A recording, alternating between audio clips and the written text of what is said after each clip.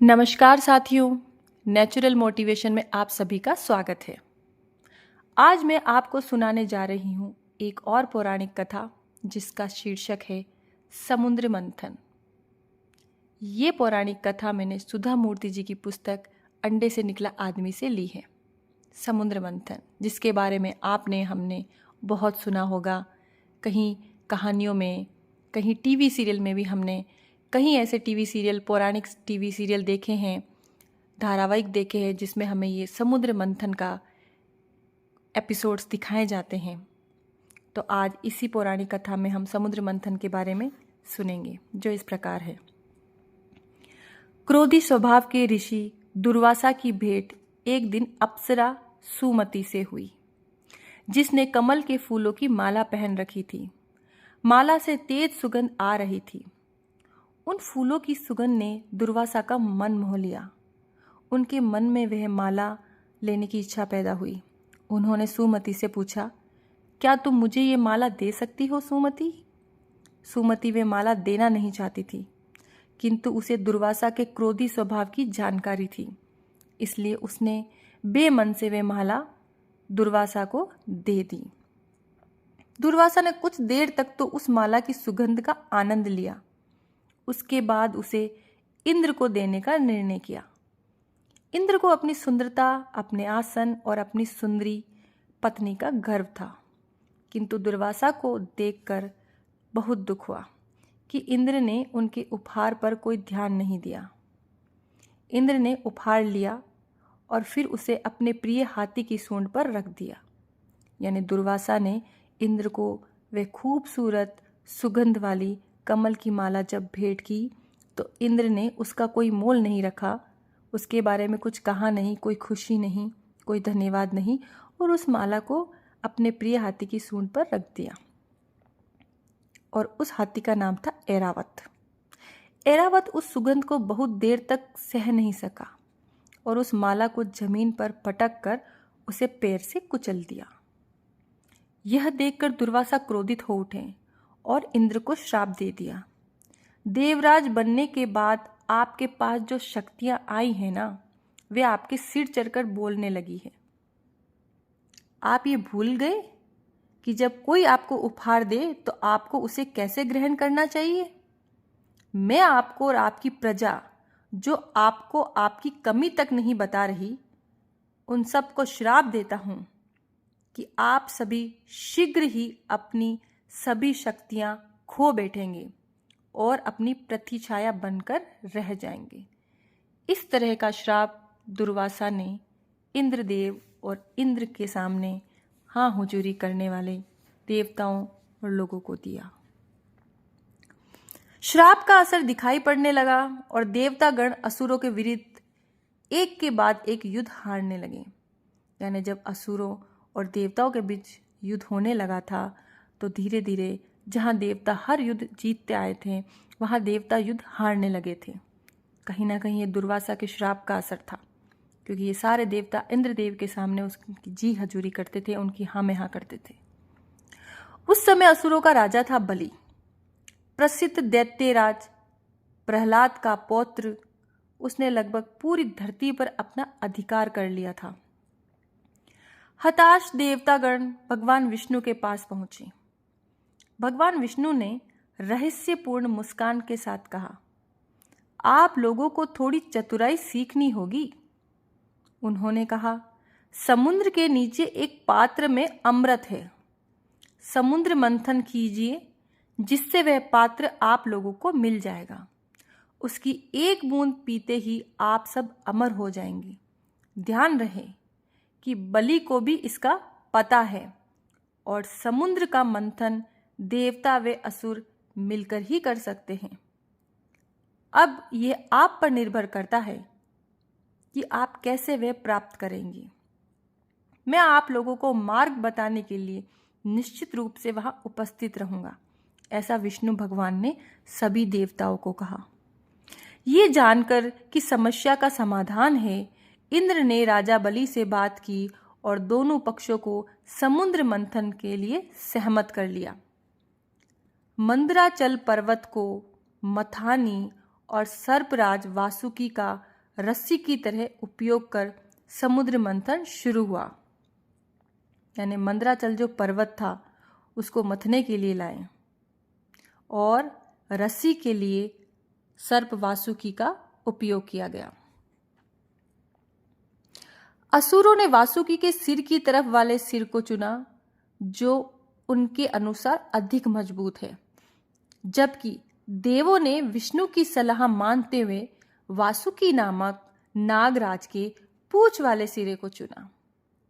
विष्णु को पता था कि मथने के दौरान वासुकी के मुंह से विषैला धुआं जरूर निकलेगा और वे नहीं जानते थे कि ये विष देवताओं की सांस के साथ उनके अंदर जाए। उन्हें यह भी पता था कि असुरों में उस विष को झेल पाने की क्षमता है। वासुकी वही सांप है, वही नागराज है जो हमारे शंभुनाथ जी महादेव के गले में है। तो जो महादेव के गले में जो सांप है उसका नाम ही वासुकी है और उस सांप को रस्सी की तरह समुद्र मंथन में उपयोग लिया गया था। पूंछ वाला सिरा देवताओं ने अपनी तरफ रखा और सिर वाला असुरों ने यानी राक्षसों ने अपनी तरफ रखा। कुछ समय बाद मंथन के लिए उपयोग की जा रही मथानी डूबने लगी, यानी वो जो पर्वत था मंदराचल वो धीरे धीरे समुद्र में डूबने लगा। तब भगवान विष्णु ने तुरंत कछुए का रूप धारण कर मंदराचल पर्वत को अपनी पीठ पर संभाल लिया और इस तरह समुद्र मंथन जारी रहा। समुद्र मंथन में अनेक अप्रत्याशित और चमत्कारी वस्तुएं निकलकर बाहर आई। तो समुद्र मंथन में जो वो कछुआ है जिसके ऊपर मथानी घूमती है, वो कछुआ कोई और नहीं हमारे विष्णु भगवान है। सबसे पहले धन की देवी लक्ष्मी निकलकर बाहर आई। वे कमल के एक फूल से प्रकट हुई। लाल साड़ी पहने हुए वे आभूषणों से लदी हुई थी। जब उन्होंने सुंदर विष्णु को देखा तो उनके वास्तविक स्वरूप में देखा तो उन्होंने उन्हें अपना पति मान लिया और स्वर्ग में उनकी संगिनी बन गई। इसके बाद अति मूल्यवान कौस्तुभ मणि निकलकर आई जिसे विष्णु ने ले लिया। कौस्तुभ मणि के बाद भीनी भीनी सुगंध वाला फूलों का पेड़ पारिजात निकला जिसे इंद्र ने देवलोक में अपने नंदनवन में लगाने के लिए ले लिया। असुरों ने इन किसी भी वस्तु पर ध्यान नहीं दिया। वे तो अपना ध्यान केवल अमृत पर लगाए हुए थे, किंतु अभी भी बहुत कुछ शेष था। अब समुद्र मंथन से चंद्रदेव प्रकट हुए। वे शिव के माथे पर सुशोभित हो गए। चंद्रमा के बाद तुरंत हलाहल जो बहुत जहरीला विषय वो बाहर निकला। इससे असुर और देव दोनों आतंकित हो गए। वे विष इतना जहरीला था कि अगर उसकी एक बूंद भी धरती पर गिर जाती तो आग लग जाती और चारों ओर ऊंची ऊंची लपटें उठने लगती तथा वे आग सबको अपनी चपेट में ले लेती और सब कुछ नष्ट हो जाता। जब कोई इस विष को अपनाने आगे नहीं आया तब भगवान शिव जी ने पहल करने का निर्णय लिया और इससे पूर्व की पार्वती उन्हें रोक पाती, उन्होंने वे विष पी लिया। इससे भयभीत होकर पार्वती जी ने कसकर शिव जी का गला पकड़ लिया ताकि विष नीचे उनके शरीर तक ना पहुंच सके। विष के प्रभाव से उनका कंठ नीला पड़ गया और तब से वे नीला ही रह गया। इसीलिए हम भगवान महादेव जी को नीलकंठ भी कहते हैं। उन्हें नाजुंदा भी कहा गया है जिसका अर्थ होता है ऐसे देवता जिन्होंने विषपान किया हो। इसके बाद स्वर्ग के चिकित्सक अश्विनी कुमार बाहर आए। दोनों जुड़वा भाइयों को देवतागण चाहते थे, इसलिए वे देवलोक चले गए। फिर कामधेनु गाय प्रकट हुई। वह ऐसी देवी गाय थी जो अपने स्वामी की सभी इच्छाएं पूरी कर सकती थी। विष्णु ने उसे उन ऋषि मुनियों को दे दिया जिन्होंने उनके लिए तपस्या की थी। फिर समुद्र से 5 सूंडों वाला सफेद हाथी ऐरावत बाहर आया जो इंद्र की मुख्य सवारी बन गया। उसके बाद 7 सिर वाला घोड़ा उच्चाश्रवा बाहर आया फिर अप्सराएं प्रकट हुई जिन्हें देवराज इंद्र ने अपने दरबार में रख लिया। अंत में वे क्षण आ ही गया जिसके लिए प्रतीक्षा कर रहे थे। अमृत कलश समुद्र से बाहर निकला। भगवान विष्णु को पता था कि असुर अमृत कलश नहीं देंगे।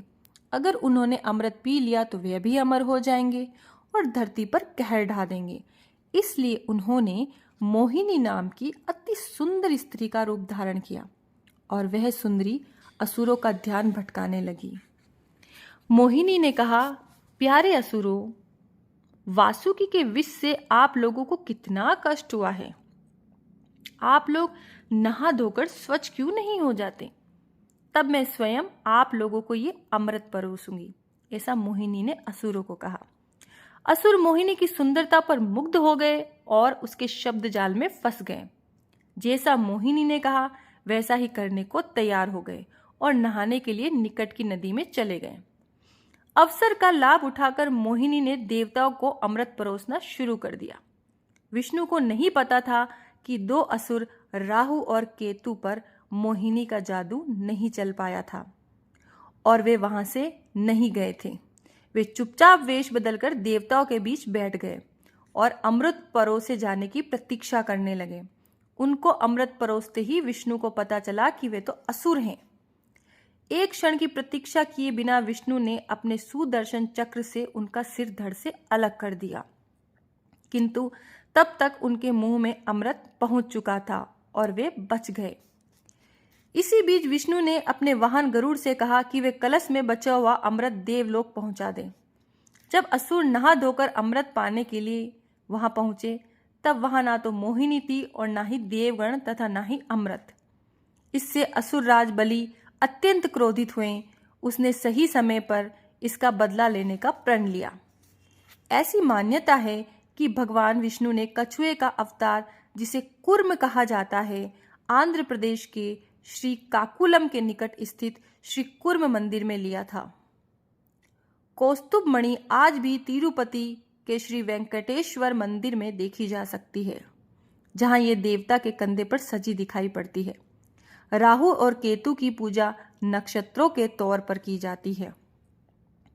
गरुड़ जब अमृत कलश लेकर देवलोक जा रहे थे तब उसकी कुछ बूंदें छलक कर पृथ्वी पर गिर गई और वहां आज वैनतय नाम से गरुड़ मंदिर है जो आंध्र प्रदेश में है।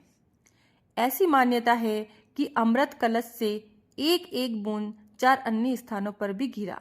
वे स्थान गंगा नदी के तट पर स्थित हरिद्वार, गंगा, यमुना और सरस्वती के संगम पर स्थित प्रयागराज और गोदावरी नदी के तट पर स्थित नासिक और क्षिप्रा नदी के तट पर स्थित उज्जैन में गिरा। यानी कहाँ गिरा?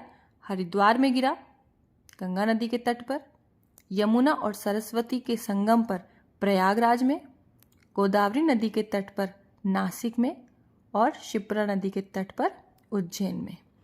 इन स्थानों पर प्रत्येक 12 वर्ष पर कुंभ का मेला लगता है और कहा जाता है कि कुंभ के मेले के दौरान जो कोई वहां नदी में स्नान करता है उसके सभी पाप मिट जाते हैं।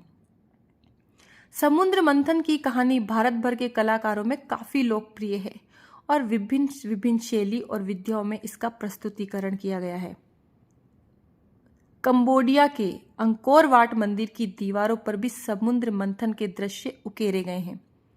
विष्णु के मोहिनी अवतार की मूर्ति गोवा के श्री महालसा मंदिर में दिखाई पड़ती है। तो ये थी हमारे समुद्र मंथन की कहानी। इस पौराणिक कथा के माध्यम से हमें बहुत सी नई चीज़ें सुनने को मिली, समझने को मिली, जो हमारे लिए एक अनुभव है।